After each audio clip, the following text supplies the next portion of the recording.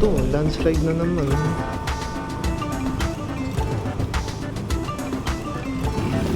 Wow, ito na naman. Ang ganda. Ang ganda talaga ng mga ganito. Mga puno. Ang dumi pala ng ano, side mirror. Hindi ko na napansin. Kaya pagpasensyahan nyo na. Ay nako. Madalas yan napapansin ko sa mga uploads ko. Ang dumi ng side mirror ko.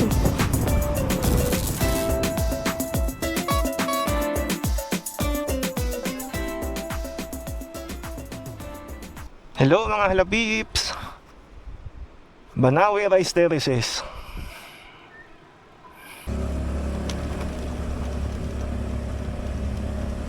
Okay mga halapips, resume na ulit tayo ng biyahe.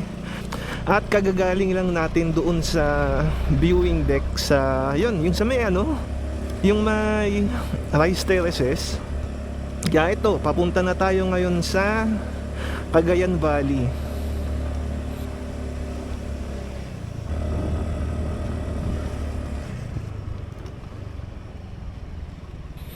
Ano to? Traffic? Or may landslide na naman?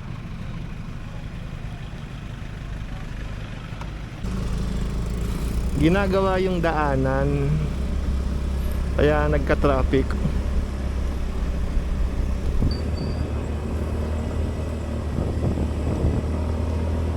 Ang lamig din dito sa Banawe. Mas malamig ito kaysa sa Tagaytay. Pero mas malamig yung Baguio kaysa dito. Hindi lang masyadong halata na malamig dito kasi yung mga tao dito yung mga lokal. So sanay na sila sa weather. Hindi katulad sa hello. Ayan. Habang nasa traffic kami, kakwentuhan ko yung driver ng ambulansya na yan. Ang tagal din kasi naming naghintay doon. Ano na yung sinasabi ko ulit? Ayun, yung sa weather nga. Mas malamig nga dito sa Banawe kaysa sa Tagaytay.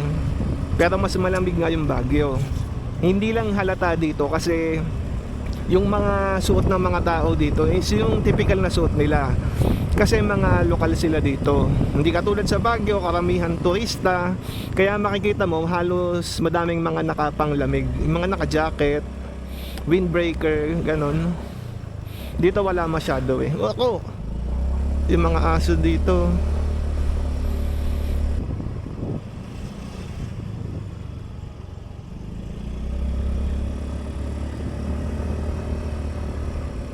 No? Yung mga ano ba yun? Bibe o manok? Yung nanay nila dinadala sa kalsada yung mga anak niya. Yung nanay nila mismo ang nagpapahamak sa kanila. Kawawa yung mga bata. Joke lang. Siyempre hindi nila alam yun. Medyo mahirap lang dito kasi yun nga, mga zigzag. Kaya kung hindi ka sanay, mahihirapan ka. Medyo nahihirapan lang ako kasi hindi nga ako taga dito. Tsaka medyo maliliit yung daan. Kaya parang makitid lang yung makikita mo compared sa yun nga sa kahapon. Yung papunta dito, kitang kita mo yung daanan na nasa kabilang bundok. Wow, ang ganda kabilaan, makikita mo yung mga kabundukan.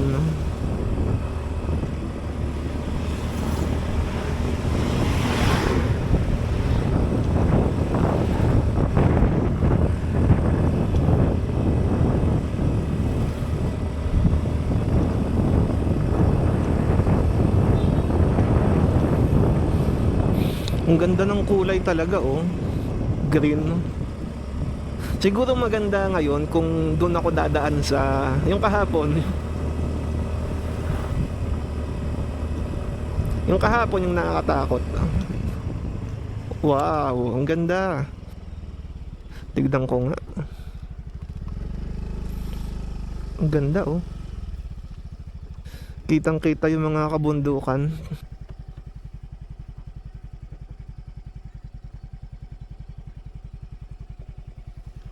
Tara na ulit.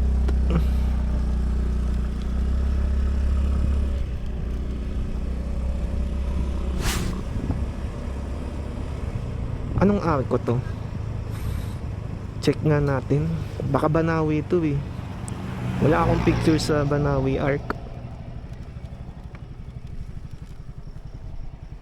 O yun nga, Banawi nga. Picture tayo sandali para may ebidensya. Baka mamaya sabihin sa bahay, imbento ko lang tong Banawi.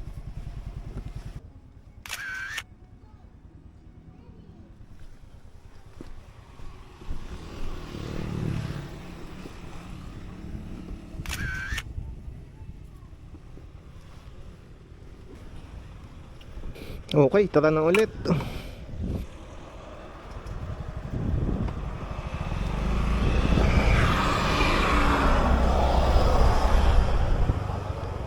Nako, ito na naman.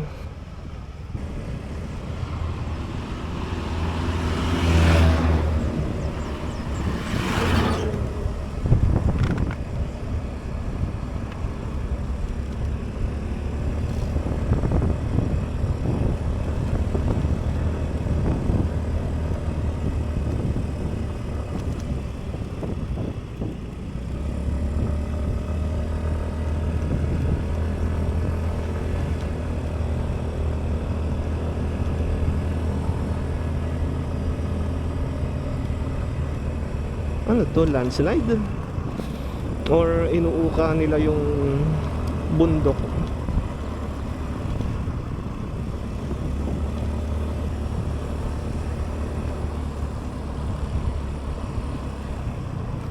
Medyo na-late na naman tayo ng alis ngayon. Kasi pagkagising ko magpe-prepare na ako para bumiyahe na ulit. Tinawagan naman ako sa opisina. Ay nako po, may kailangan pa akong gawing trabaho bago umalis. Kaya yan, medyo na late. So doon na din ako nag-almusal sa Querencia, yung pinag-stayan ko dito sa Banawi. At syempre yung kinain ko as usual, tapsilog ulit.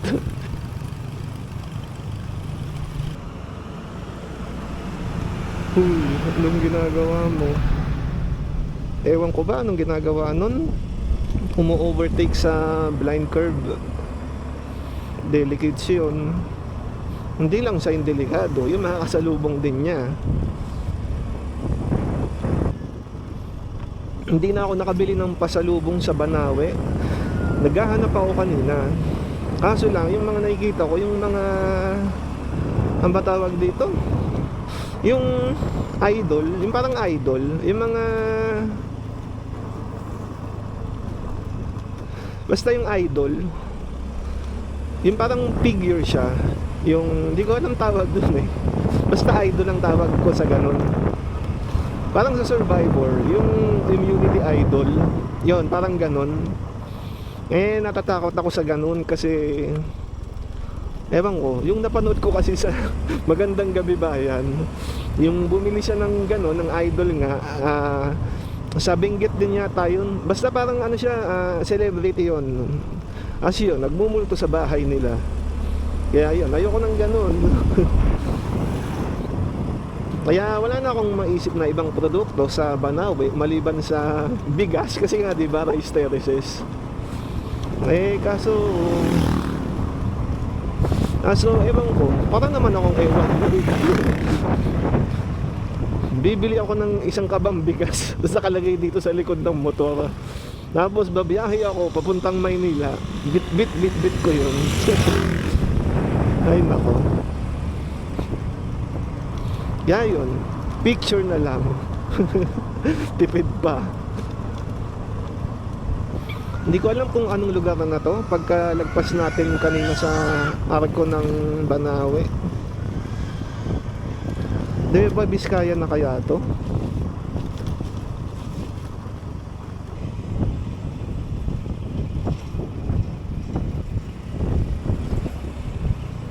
Ang ganda oh. Nakakatuwa, ang ganda. Ang taas pa rin pala natin. Kala ko mababa na. Kasi kanina pa tayo puro pababa. Ang taas pa rin pala. Ang ganda talaga.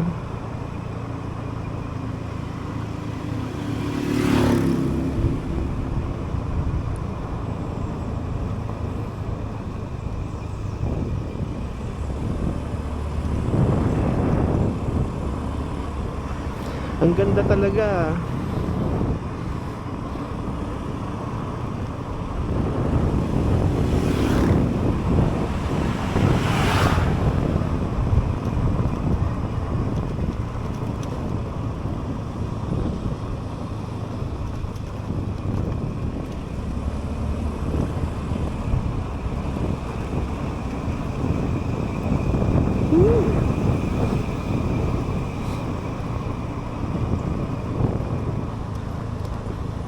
Oh, taas pa din. Kanina pa pababa yung daanan.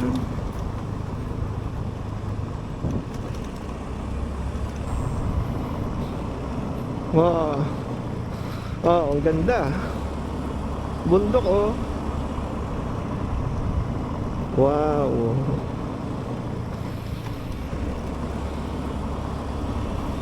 Wow.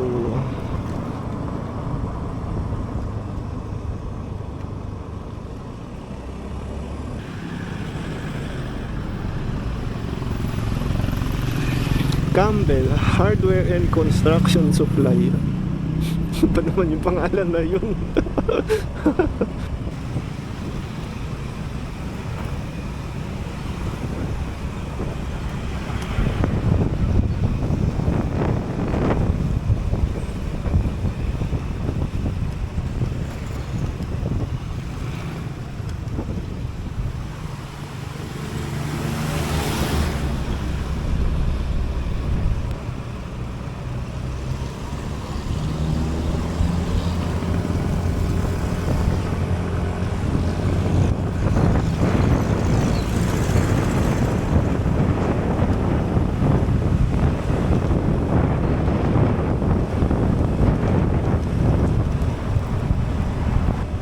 Nakatakot to oh. Sa kanan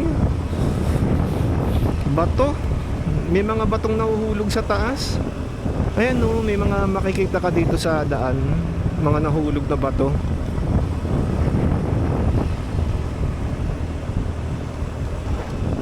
So para pala tayong tumawid ng bundok, bumaba tapos lumipat sa kabilang bundok.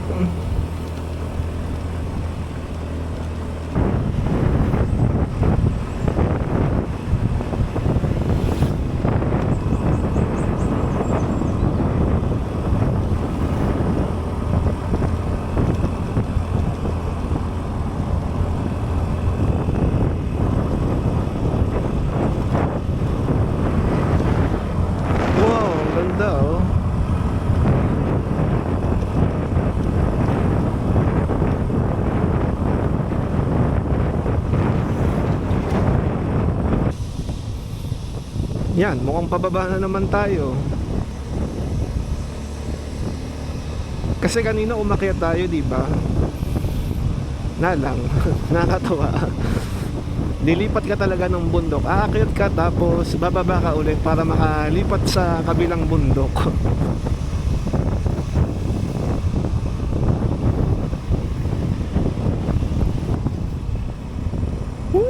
Ang smooth ng daanan.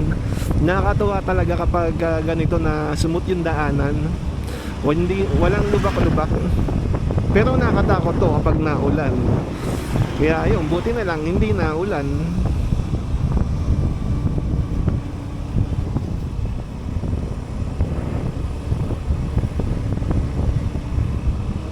Ang ganda talaga.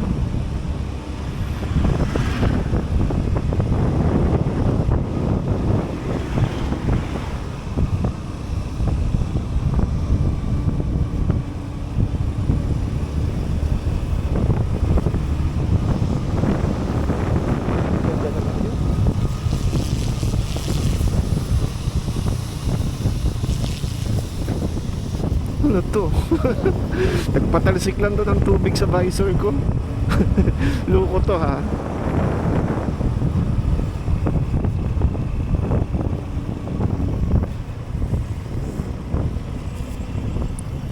Wow. Ang ganda ah. Para kang nasa kuweba ng mga puno oh. Ang ganda. Woo! Ang ganda.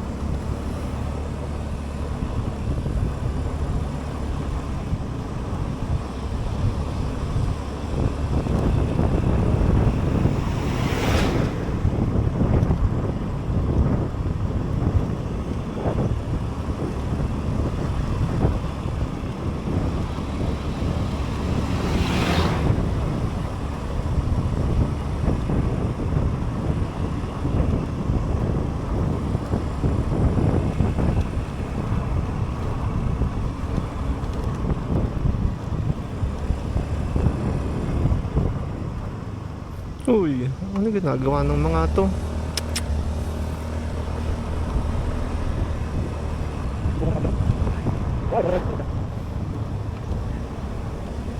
Wow, ito na naman oh.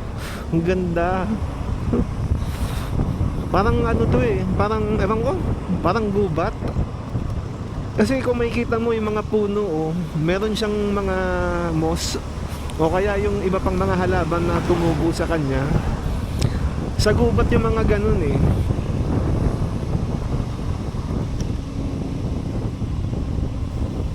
Oh, ito na naman. Ang ganda. Oh, may mga ano siya oh. Mukhang gubat talaga to na nilapatan ng daanan. Makikita mo talaga sa puno yung mga moss tsaka yung mga parang maliliit na halaman, fern, tumubo. Hindi kasi ganun yung mga normal na puno na makikita mo sa daan. Sa gubat yung mga ganun eh.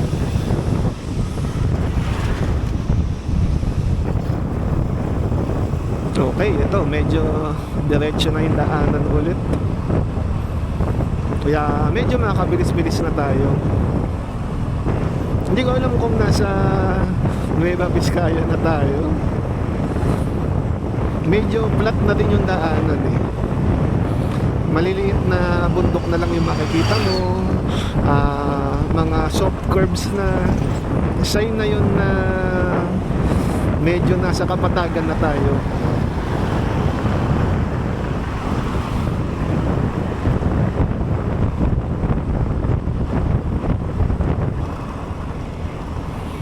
Ayan mga halapips, mag-aalas 12 na, so kailangan na nating kumain ulit.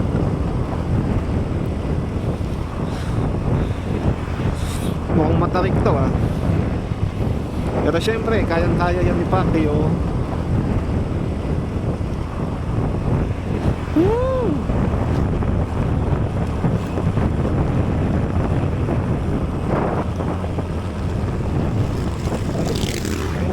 Naku, daming bato. Delikado to. Tapos may mga buhangin. Delicates. Mukhang naakyat na naman tayo. Kala ko dire-diretso na to. Hindi pa pala.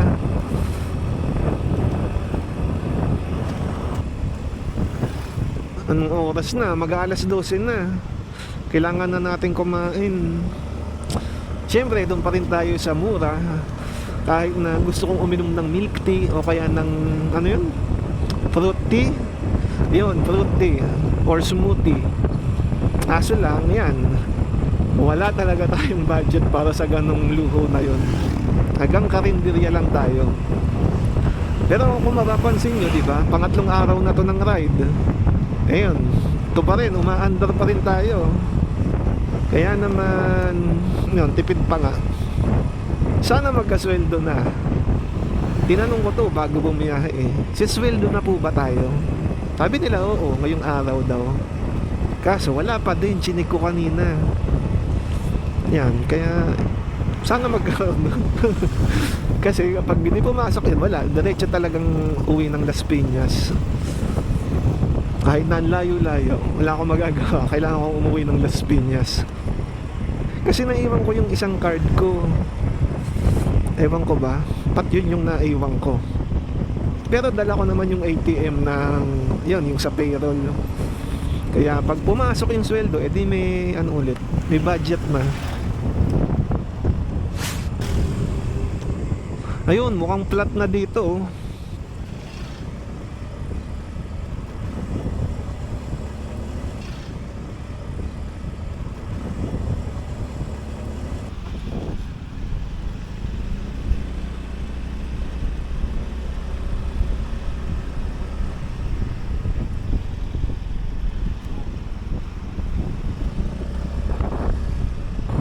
Yan mga halapips oh.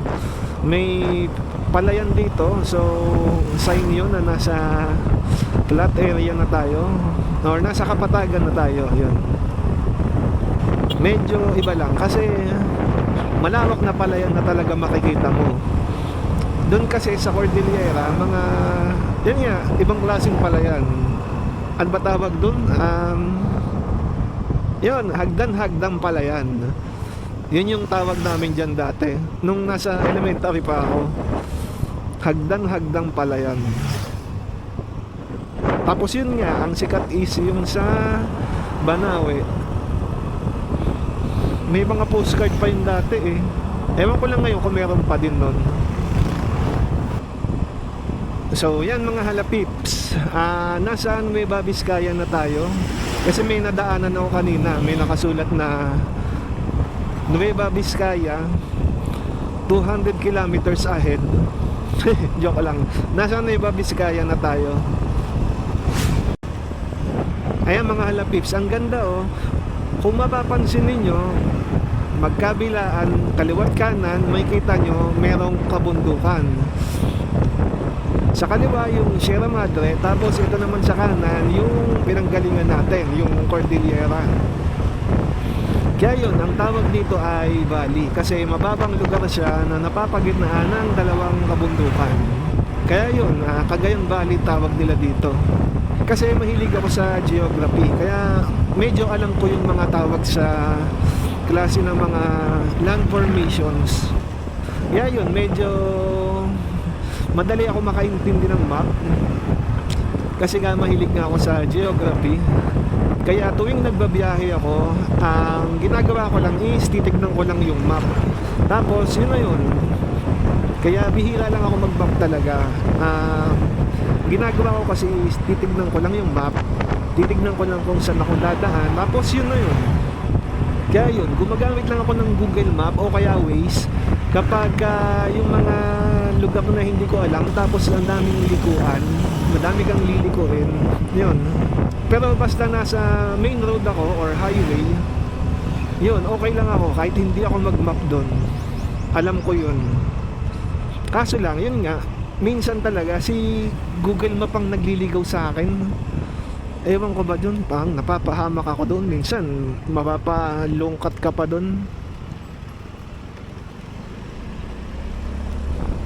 Yan, sana may makainan tayo dito.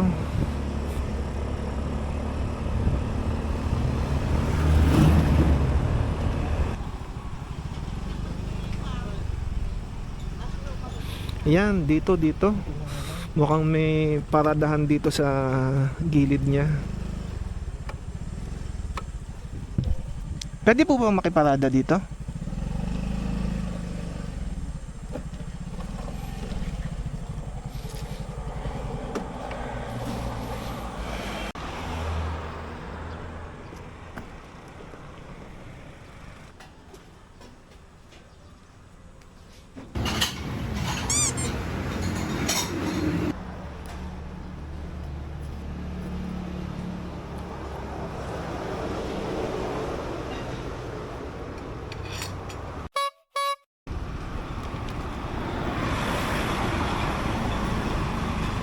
So yan, biyahe na ulit tayo mga halapips. Kakatapos lang natin mananghalian.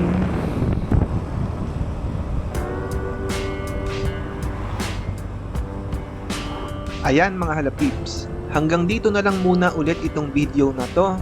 Medyo mainit na dito kasi mababa na ulit yung lugar. Pero itutuloy na lang natin ulit ito sa next video. Pero sa next video ay tuloy ulit ang biyahe papunta ng south. Aakyat ulit tayo ng kabundukan mula dito sa Nueva Vizcaya papunta ng Nueva Ecija. Kaya yan, maraming salamat sa pagnood ninyo ng video na to. At sana kung nagustuhan nyo itong video na to ay sana mag-like kayo dyan sa ibaba. At kung gusto nyo pang makapanood ng mga ganitong klaseng video mula sa akin ay sana mag-subscribe kayo dyan sa ibaba. So, maraming salamat sa inyo mga halapips ha. Bye-bye.